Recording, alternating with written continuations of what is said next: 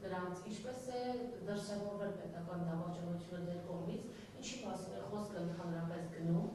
ԱԾԻ-ից, քննչական կոմիտեից, ձեզ հետ կապվել են, չեն կապվել, ի վերջո ձեզ հետ կապված է, հա, քրեական պրոցեսները լինելու,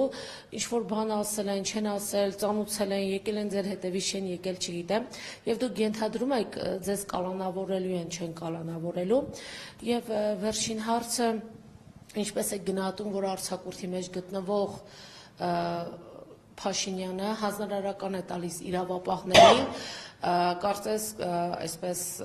ազդակ տալով նաև դատարաններին, հա, որպեսզի ձեր վերաբերյալ վարույթներ լինեն, ձեզ բանտ նստեցնեն, շնորհակալություն։ Ես արդեն նշեցի, որ պետական դավաճանը Նիկոլ Փաշինյանն է, ինձ հետ կապված ոչինչից տեղյակ չեմ և չէի կարող տեղյակ լինել, որևէ հարց այդ թեմայով չի կարող լինել, ինքը ապօրինություն է արել հենց հանրահավաքի ժամանակ ցույցումներ տալով, բայց դա իր պարագայում նորություն չէ, մարդը դատարանները շրջափակում էր ապօրինաբար, իդեպ դրա համար էլ է դատվելու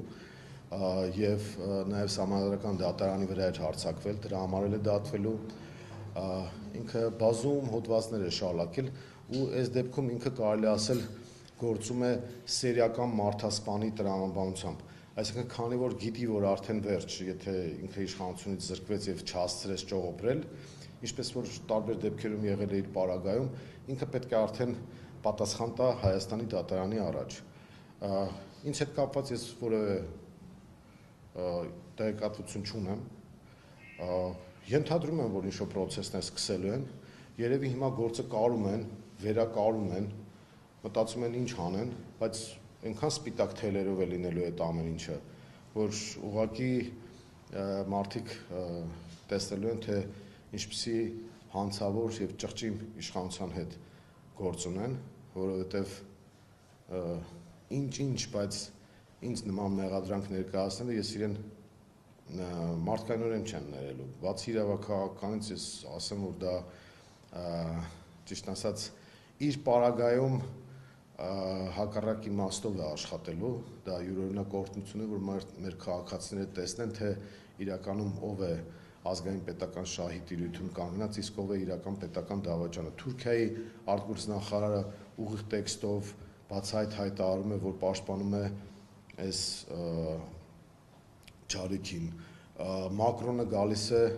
և խայտառակ միջամտություն է իրականացնում Հայաստանի ներքին կյանքին, այդ դեպքում, երբ որ նույն Ֆրանսիայի ներսում ինքը բավական ցածր վարկանիշ ունի մեկ և երկրորդը դա ուղիղ միջամտություն է Հայաստանի ներքաղաքական կյանքին, որը մեր օրենսդրությամբ էլ է արգելված և նաև միջազգային պրակտիկայով ընդունված չէ, թեև այսօրվա Եվրամիության որոշ ղեկավարների վարքագիծը ցույց է տալիս, որ այդ առումով պետք չի զարմանալ, իրենք խայտառակ ձևով միջամտեցին Մոլդովայի ընտրություններին, ուզում էին միջամտել Բելարուսի ընտրություններին, Վրաստանում 2008-ին արեցին քայլեր, որով բերեցին նրան, որ Վրաստանն ու Ռուսաստանը մշտապես պրոբլեմներ ունենան և դառնան մանրադրամ, Վրաստանի այսօրվա իշխանությունները չեն վարում Սաակաշվիլու քաղաքականություն, դրա համար քննադատության են ենթարկվում Եվրամիության այդ գլոբալիստական և հակազգային իշխանությունների շրջանակների կողմից, Վրաստանը խուսափեց մանրադրամային քաղաքականությունից, բայց Նիկոլ Փաշինյանը համաձայնել է դրան։ Ցավալին այն է, որ Արևմուտքի այդ շրջանակների ծրագիրը դա նշանակում է ուղիղ Թուրքիայի ազդեցության աճ Հայաստանում։ Ռազմաբազայի հեռացումից Հայաստանի դաշնակիցների զրկվելուն հաջորդած այդ գործընթացներին